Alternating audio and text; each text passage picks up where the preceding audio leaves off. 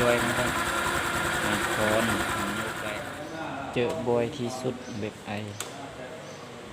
2021อันนี้ดันใด2,391กิโลเมตรซื้อจากดังเลยเด้อมองไปจากทองแห่งนั่งแต่ชนะสตาร์ทเครื่อง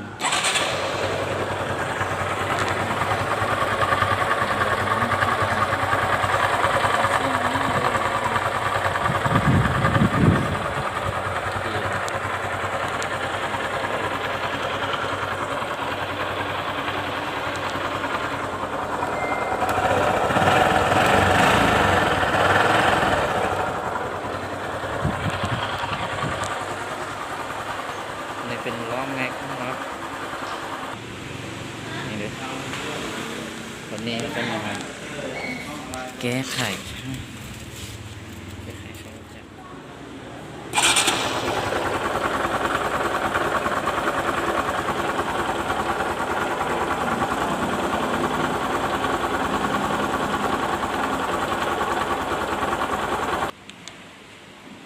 นี่เราเมื่อนเอามาทดแทนเลยนี่เสียตัวนี้ไปเปลี่ยนขัดแทนใช่ด้วยลองเบิ้งว่ามันจะเงียบบ่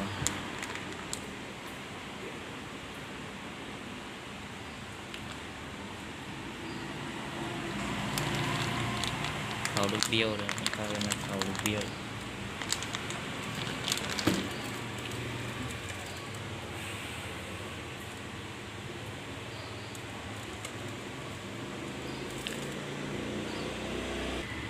น้ำมันเครื่องที่แนะนำใช้รถรุ่นนี้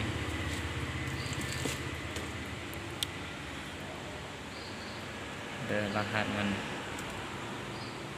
ตัวของแท้ได้ตัวนี้เนี่ยจะเป็นตัวอังกฤษของเหนียวจะเป็น MA 10 วัตต์ 30ส่วนมากก็จะไปใช้น้ำมันเครื่องรุ่นล็อกแบบมันจะมักเป็นเลยรุ่นนี้วันนี้เราทำกันเปลี่ยนเลยโอ้ย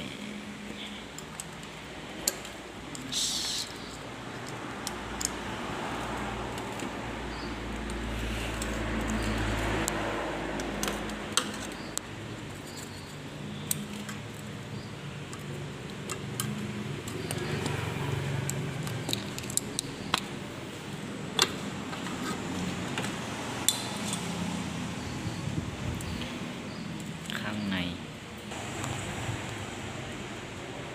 เกี่ยว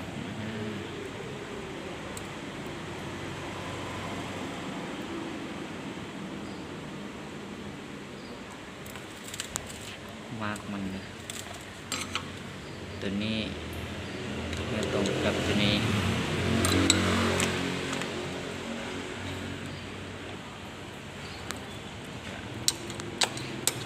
ขอ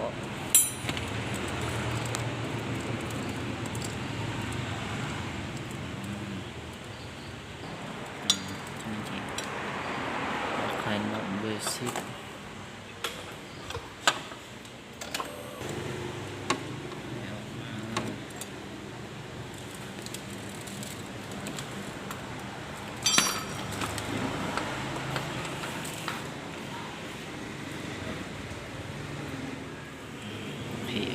เบาๆ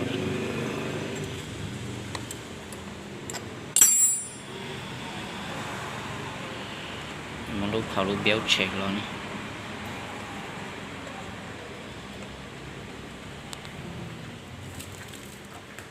ถอดมา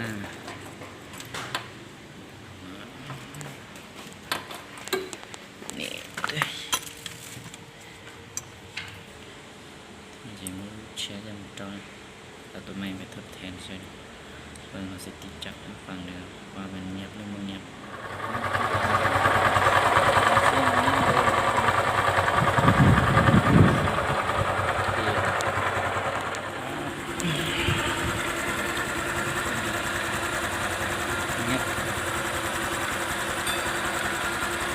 ประมาณนี้ครับปืนจอยนะครับนครไป